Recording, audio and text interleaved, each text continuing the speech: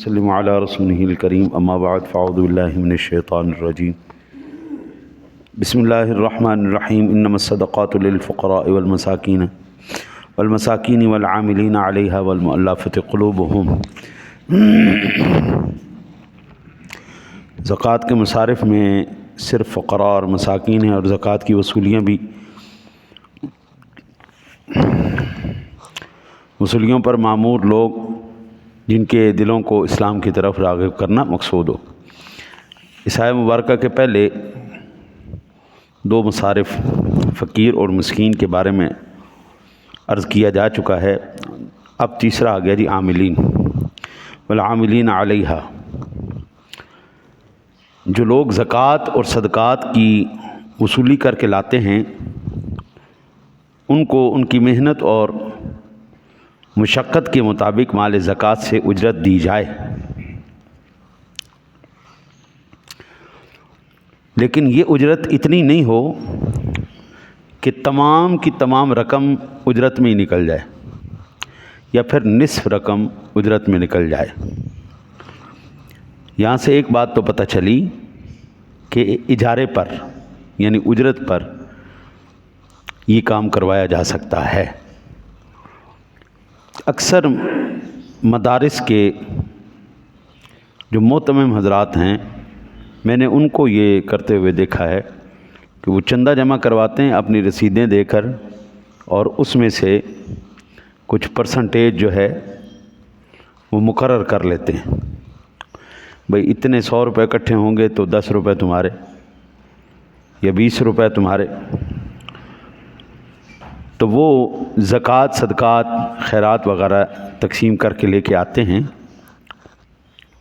یہ ٹھیک ہے، ایسا کیا جا سکتا ہے۔ اس آیہ مبارکہ کے ضمن میں اس کی گنجائش نکلتی ہے، لیکن اس دوران جمع کرتے دوران یہ نہ کیا جائے کہ آنے کے بعد یہ کہہ دیا جائے کہ یہ تو آپ کے زکوٰۃ اور صدقات کے پیسے ہیں اور یہ وہ گفٹ ہے، یہ وہ پیسے ہیں یا یہ وہ چیز ہے جو مجھے دی گئی۔ صحیح بخاری شریف کے اندر، مسلم شریف کے اندر ایک حدیث پاک ہے، حضرت ابو حمید ساعدی رضی اللہ تعالیٰ عنہ بیان کرتے ہیں کہ نبی اکرم صلی اللہ علیہ وسلم نے ابن الطیبہ کو بنو سلیم کے صدقات وصول کرنے کا عامل بنایا۔ جب وہ رسول اللہ صلی اللہ علیہ وسلم کے پاس آیا تو جب حضور نے اس کا حساب لیا تو اس نے مال کو 2 حصوں میں تقسیم کر دیا۔ کہا جی یہ تو ہے جی صدقہ اور یہ وہ ہدیہ ہے جو مجھے دیا گیا ہے۔ نبی اکرم صلی اللہ علیہ وسلم نے فرمایا تم اپنے باپ یا اپنی ماں کے گھر کیوں نہیں بیٹھ گئے، وہاں پہ ہدیہ آ جاتے۔ اگر کسی نے آپ کو دینا تھا تو وہ گھر میں بھی دے دیتا، زکوٰۃ لینے کے لیے جب گئے تو وہاں پر پہنچنے پر تمہیں لوگوں نے کیوں دیا؟ پھر رسول اللہ صلی اللہ علیہ وسلم کھڑے ہوئے، آپ نے خطبہ دیا اور اللہ تعالیٰ کی حمد اور ثنا کی۔ پھر اس کے بعد فرمایا تم میں سے کسی شخص کو کسی کام پر عامل بناتا ہوں جس کام کا اللہ تعالیٰ نے مجھے ولی بنایا ہے، پھر تم میں سے کوئی شخص میرے پاس آ کر کہتا ہے کہ یہ حصہ تمہارے لیے اور یہ حصہ مجھے ہدیہ کیا گیا، بس وہ شخص کیوں نہ اپنے باپ کے گھر میں یا اپنی ماں کے گھر میں جا کر بیٹھا حتیٰ کہ اس کے پاس یہ ہدیہ آتا۔ اگر وہ سچا ہے، اللہ کی قسم تم اس مال میں سے جو چیز بھی ناحق لوگے، اللہ تعالیٰ قیامت کے دن اس چیز کو اس کے اوپر لاد دے گا۔ سنو، میں اس شخص کو قیامت کے دن ضرور پہچان لوں گا جس کے اوپر اللہ تعالیٰ بلبلاتا ہوا اونٹ لاد دے گا، جس کے اوپر ڈکراتی ہوئی گائے لاد دے گا، ممیاتی ہوئی بکری لاد دے گا۔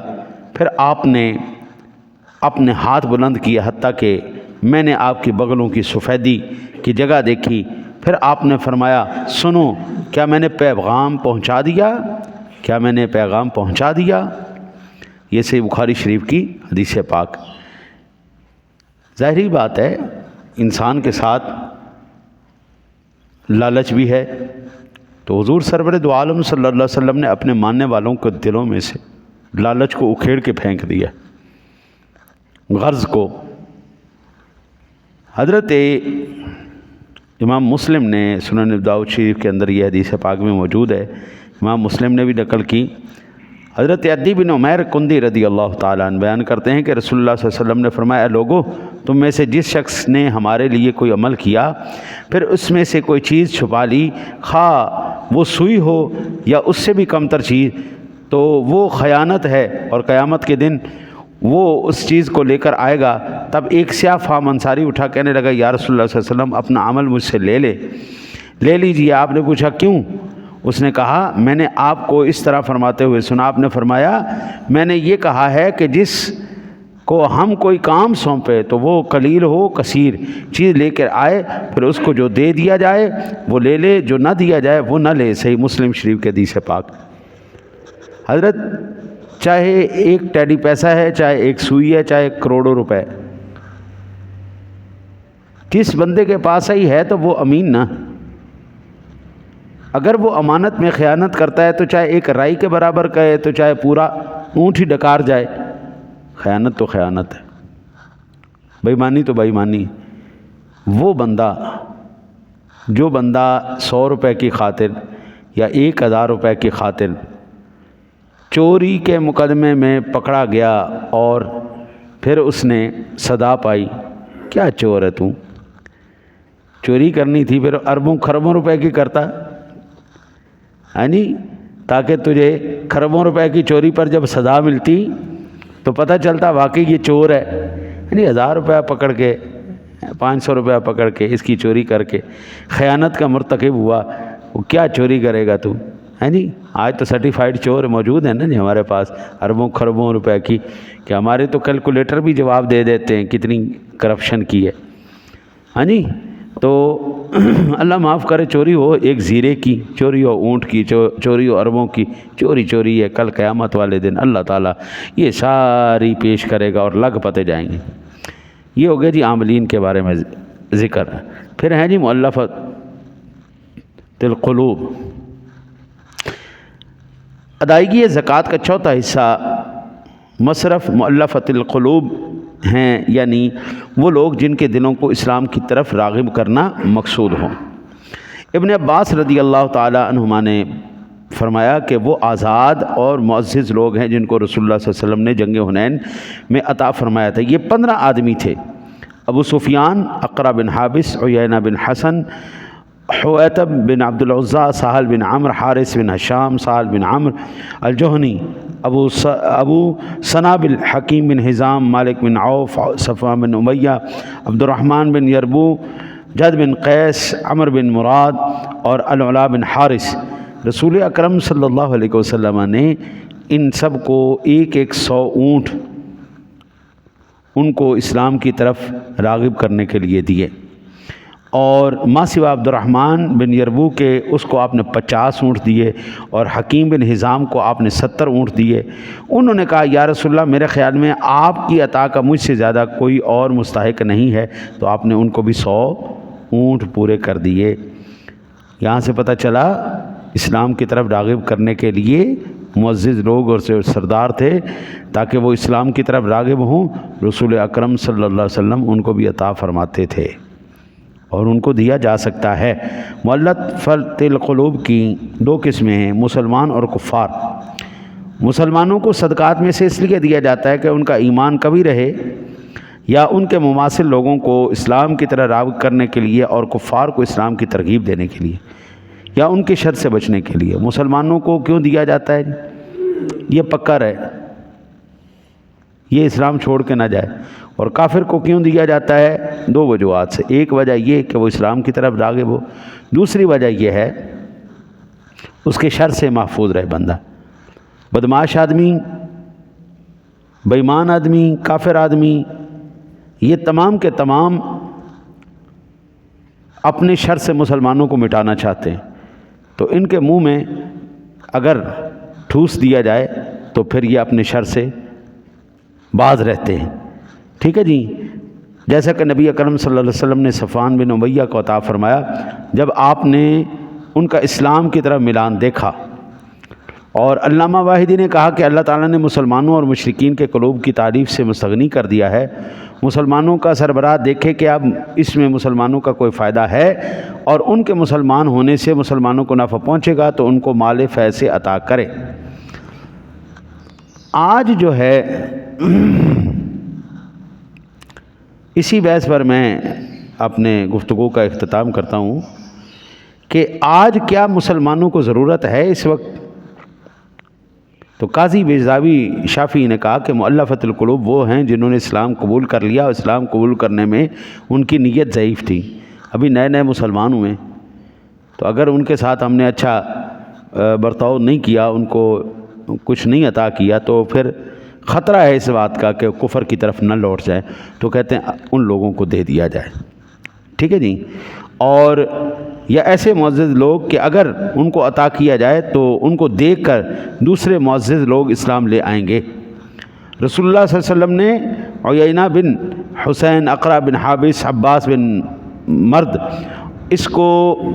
مرداس کو اسی وجہ سے عطا فرمایا تھا کہ ایک قول یہ ہے کہ معزز لوگوں کو اسلام کی طرف مائل کرنے کے لیے عطا کیا جائے، وہ نبی اکرم صلی اللہ علیہ وسلم ان کو عطا کرتے تھے، ٹھیک ہے نا جی۔ اور نبی اکرم صلی اللہ علیہ وسلم کہاں سے عطا کرتے تھے؟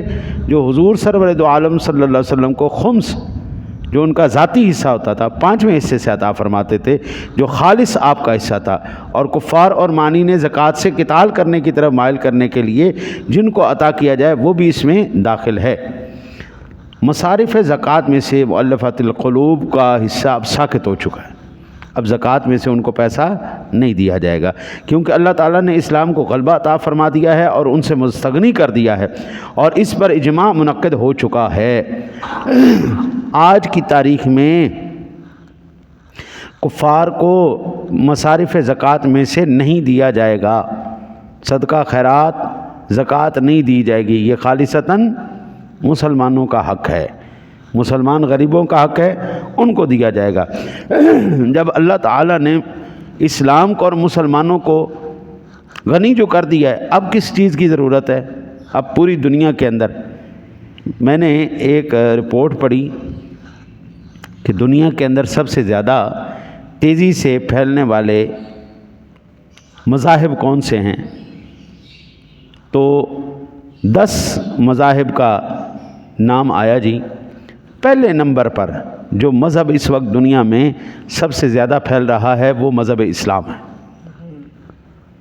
پہلے نمبر پر سب سے زیادہ جو تیزی سے مذہب پھیل رہا ہے وہ مذہب اسلام ہے، کیونکہ الحمدللہ اسلام اپنے دامن میں وہ عزتیں، وہ مقام اور وہ انصاف رکھتا ہے جو پوری تاریخ انسانیت کے اندر کسی اور کے پاس نہیں ہے۔ مساوی سلوک سب سے بڑی بات یہ ہے، ہماری مسجد میں کوئی کروڑ پتی آ جائے تو چاہے غریب آ جائے، اس کو ایک ہی صف میں کھڑا ہونا پڑے گا۔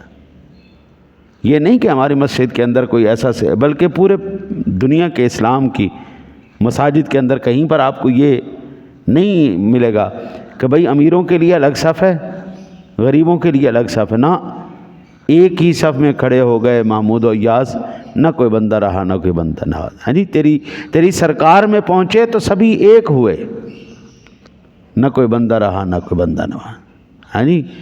اللہ سے دعا ہے اللہ تعالیٰ آپ کو مجھے قرآن سمجھ کر اس پر عمل کی توفیق نصیب فرمائے۔ اللہم صلی علی